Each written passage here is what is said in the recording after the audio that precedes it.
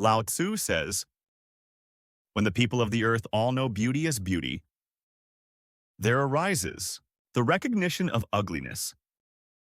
When the people of the earth all know the good as good, there arises the recognition of evil.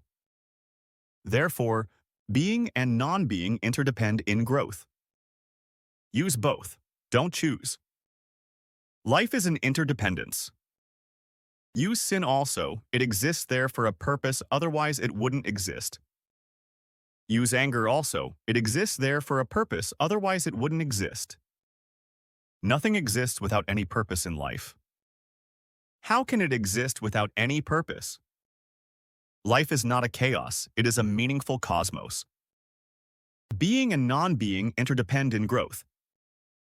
So be and not be together. Difficult and easy interdepend in completion. Long and short interdepend in contrast. High and low interdepend in position. Tones and voice interdepend in harmony. Front and behind interdepend in company. Lao Tzu is saying that opposites are not really opposites but complementaries. Don't divide them. Division is false. They are one. They interdepend. How can love exist without hate? How can compassion exist without anger? How can life exist without death? How can happiness exist without unhappiness? How is heaven possible? Without hell? Hell is not against heaven. They are complementary. They exist together, in fact. They are two aspects of the same coin. Don't choose. Enjoy both. Allow both to be there. Create a harmony between the two. Don't choose. Then your life will become a symphony of the opposites. And that is the greatest life possible. It will be most ordinary in a way and most extraordinary in another way. That's why I say Buddha moves in the sky. He has no earth part in him. Lao Tzu is both earth and heaven together. Buddha, even in his perfection, seems to be incomplete. Lao Tzu, even in his incompleteness, is complete, perfect. You understand me? Try to dig it. Buddha, in his perfection, is still incomplete. The earth part is missing. He is unearthly like a ghost. The body part is missing. He is unembodied, a tree without roots. You are roots, but only roots it has not sprouted. The tree has not come to bloom. Buddha is only flowers and you are only roots. Lao Tzu is both. He may not look as perfect as Buddha. He cannot, because the other is always there. How can he be perfect? But he is complete. He is total. He may not be perfect, but he is total. And these two words have to be remembered. Always don't try to be perfect, try to be total. If you try to be perfect, you will follow Buddha, you will follow Mahavira, you will follow Jesus. If you try to be total only then, can you have the feeling of what it means to be near Lao Tzu, what it means to follow Tao? Tao is totality. Totality is not perfect. It is always imperfect because it is always alive. Perfection is always dead. Anything that becomes perfect is dead. How can it live? How can it live when it has become perfect? It has no need to live. It has denied the other part. Life exists through the tension of the opposites, the meeting of the opposites. If you deny the opposite, you can become perfect.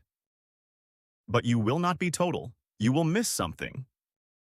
Howsoever beautiful Buddha is, he misses something. Lao Tzu is not so beautiful, not so perfect. Buddha and Lao Tzu are both standing before you. Lao Tzu will look ordinary and Buddha extraordinary, superb. But I tell you, thousands of Buddhas exist in Lao Tzu. He is deeply rooted in the earth. He is rooted in the earth. And he is standing high in the sky. He is both heaven and earth, a meeting of the opposites. There are three words to be remembered. One is dependence, another is independence, the third is interdependence. Buddha is independent. You are dependent, a husband, dependent on his wife. A father dependent on his son. An individual dependent on society. Thousands of dependencies. You are dependent. Buddha stands like a peak, independent. He has cut all the ties with the world. With the wife, with the child, with the father, he has cut everything. He has renounced all, a pillar of independence. You are part, Buddha is part, the other part. You may be ugly, he is beautiful. But his beauty exists only because of your ugliness. If you disappear, Buddha will disappear. He looks wise because of your stupidity.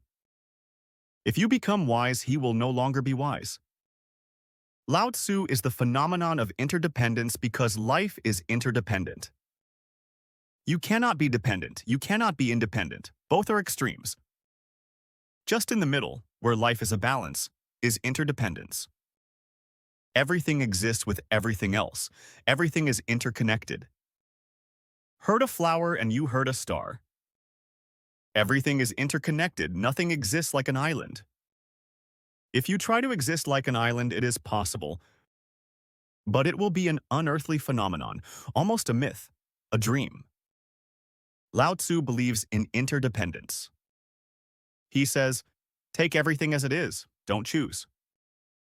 It seems to be simple, and yet the most difficult thing, because the mind always wants to choose. The mind lives through choice. If you don't choose, the mind drops. This is the way of Lao Tzu. How to drop the mind?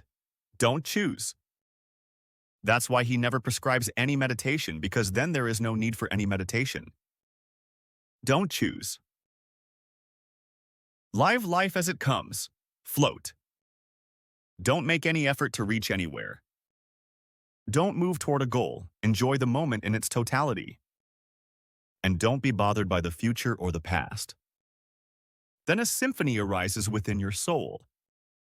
The lowest and the highest meet in you, and then you have a richness. If you are only the highest, you are poor, because you are like a hill, which has no valleys. It is a poor hill. Valleys give depth, and valleys give mystery. In valleys abides the very poetry. The peak is plain, arithmetical. In the valley move the shadows, the mysteries.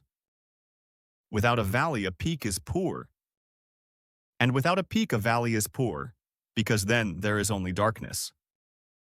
The sun never visits it. It is damp and gloomy and sad. The richest possibility is to be a peak and a valley together. Somewhere Nietzsche says, Nietzsche had one of the most penetrating minds that has ever been possessed by any human being. Because of that penetration, he became mad. It was too much. His mind was too much. He couldn't contain it. He says that a tree that wants to reach the sky has to go to the deepest earth. The roots I have to go to the very hell deep down. Only then can the branches, the peak, reach heaven.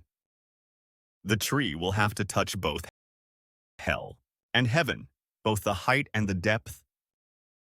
And the same is true for the being of man. You have, somehow, to meet the devil and the divine both in your innermost core of being. Don't be afraid of the devil, otherwise your God will be a poorer God. A Christian or a Jewish God is very poor.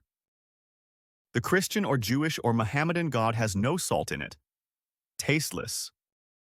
Because the salt has been thrown away, the salt has become the devil. They have to become one. An organic unity exists in existence between the opposites. Being and non-being, difficult and easy, long and short, high and low. Tones and voice interdepend in harmony, front and behind interdepend in company. Therefore, the sage manages affairs without action. This is what Lao Tzu calls Wu Wei. The sage manages affairs without action. There are three possibilities. One, be in action and forget inaction. You will be a worldly man. The second possibility, drop action. Move to the Himalayas and remain inactive. You will be an otherworldly man. The third possibility, live in the market. but don't allow the market to live in you. Act without being active, move but remain unmoving inside. I am talking to you, and there is silence inside me. I am talking and not talking together. Move and don't move. Act and don't act. If inaction and action can meet, then harmony arises. Then you become a beautiful phenomenon. Not beautiful against ugliness, but beautiful, which comprehends ugliness also. Go to a rose bush. See the flower and the thorns. Those thorns are not against the flower, they protect it. They are guards around the flower security, safety measures. In a really beautiful person, in a really harmonious person, nothing is rejected. Rejection is against existence, everything should be absorbed. That's art. If you reject, that shows you are no artist. Everything should be absorbed, used. If there is a rock in the way, don't try to reject it. Use it as a stepping stone. Therefore, the sage manages affairs without action. He does not escape to the Himalayas. He remains in the world. He manages affairs but without any action. He is not active inside, the action remains on the outside. At the center, he remains inactive. That is what Lao Tzu calls wu-wei, finding the center of the cyclone. The cyclone is on the outside, but in the center nothing moves, nothing stirs.